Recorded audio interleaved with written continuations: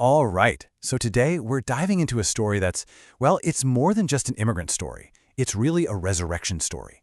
It's about how one community, who showed up with basically nothing, managed to bring an entire American city back from the edge. So, to really get what happened, you gotta understand the before picture. We're talking the late 80s, early 90s. Minneapolis? It was in a really bad way. A city where whole neighborhoods just shut down when the sun went down. The streets were all about fear, not community. Things got so bad, the city didn't just get a nickname. Our source says it was more like a wound. The media gave it this label, and boy, did it stick. Murderapolis. Yep. And everyone knew what that meant. A city just drowning in violence, totally losing control.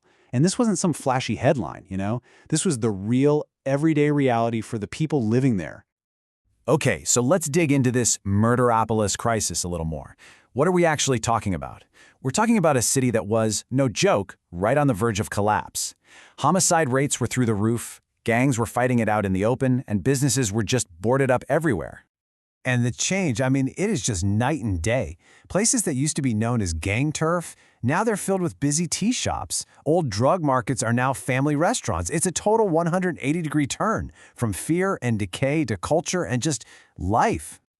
So, right in the middle of all this chaos, a whole new community shows up. These are people fleeing a horrible civil war in Somalia, only to land smack in the middle of a different kind of war zone, America's urban decay. So this first wave of people arrived between 92 and 96. And you might be asking, why Minnesota? Well, the state had good refugee support, housing was affordable, and there were factory jobs. But here's the thing. They settled in the exact spots everyone else was trying to get away from. The high crime, low rent parts of the city. They basically walked right into the fire. And just think for a second about what they were up against. They got here with almost nothing. No English, their education had been cut short, very little money, and they were carrying the heavy trauma of war. But, and this is the key part, they also brought something else, an absolutely unbreakable spirit.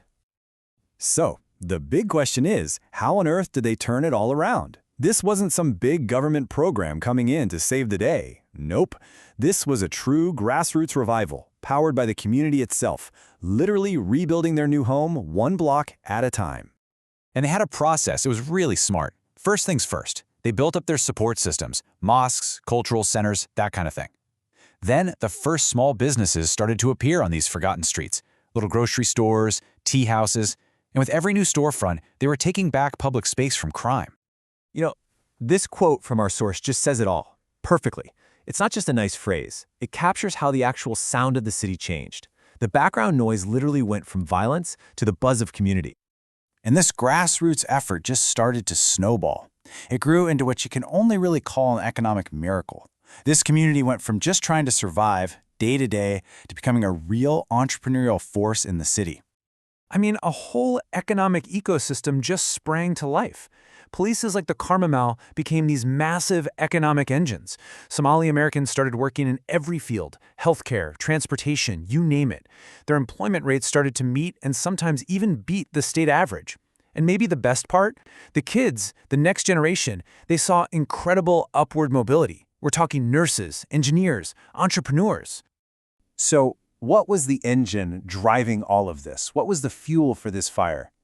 The source we're looking at today points to one very specific, very powerful reason that made all of this happen. Which brings us to the central question, right?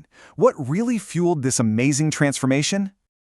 Well, according to the source, the answer is one word: Islam.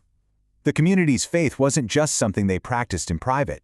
It was the actual blueprint for how they built their community and their businesses. And we're not talking about abstract ideas here. These were real principles they put into action every single day. Things like serving others, honoring the stranger, protecting your neighbor, and treating everyone with dignity.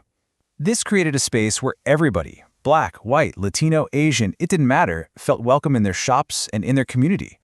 And this brings us to the legacy of what happened in Minneapolis.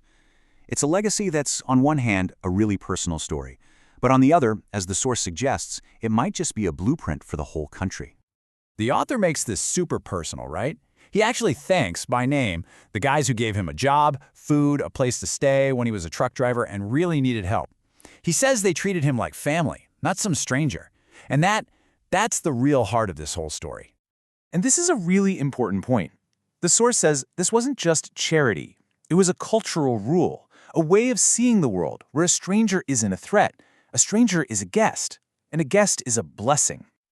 So when you hear all this, you have to ask, right? Is this just a one-of-a-kind story about Minneapolis? Or is there something bigger we can learn from it? Well, the source makes a pretty bold argument here. It says, no, this is not just a Minneapolis story.